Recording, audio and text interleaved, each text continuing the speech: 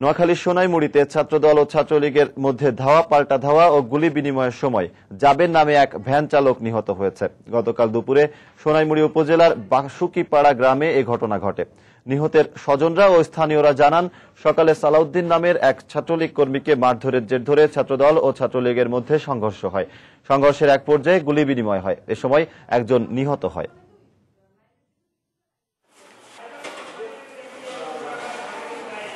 ওই বিএনপি আরে যারা আমলিগারা ফিডাফিডি করি গুলি আবার যে করণ লাইসার গুলি যে আঘাত আমার হুতে খাইছে। এদিকে নোয়াখালীর বেগমগঞ্জে মাদক সেবনে বাধা দেয় একজনকে কুপিয়ে হত্যা করেছে সন্ত্রাসীরা। এ সময় আহত হয় আরো দুজন।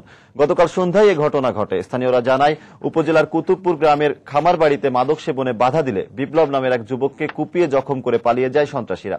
এ সময় বিপ্লব সহ তার দুই ভাই আহত হন। পরে গুরুতর আহত অবস্থায় এলাকাবাসী তাদের নোয়াখালী মেডিকেল কলেজ হাসপাতালে ভর্তি করার পর কর্তব্যরত চিকিৎসক বিপ্লবকে মৃত ঘোষণা করেন।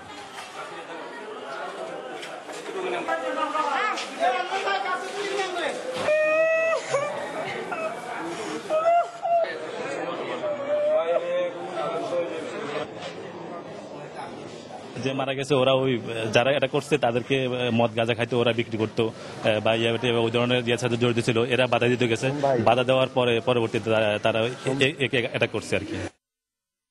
বরিশাল শেরেবাংলা মেডিকেল কলেজ হাসপাতালে চিকিৎসায় অবহেলায় নবজাতকের মৃত্যু হয়েছে বলে অভিযোগ করেছেন স্বজনরা জানায়, গত সন্ধ্যায় শিশুটির জন্ম হয়। এরপর হাসপাতাল থেকে নবজাতককে অক্সিজেন দেওয়ার জন্য এক ফ্লোর থেকে অন্য ফ্লোরে পাঠানো হয়।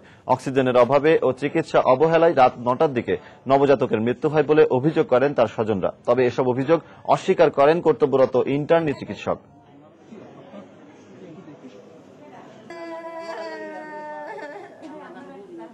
অক্সিজেনের অভাবে আর এখানে যারা সিস্টার আছে তাদের গাফিলতির কারণে আমরা আজকের এই নবজাতক শিশুটা মারা গেল।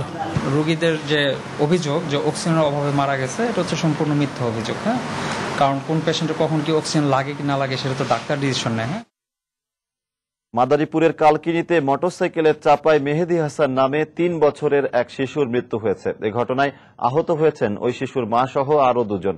প্রত্যক্ষদর্শীরা জানায়, গতকাল বিকেলে উপজেলার দক্ষিণ চলবল গ্রামে বিপরীত দিক থেকে আসা একটি মোটরসাইকেল অপর একটি ইজি বাইক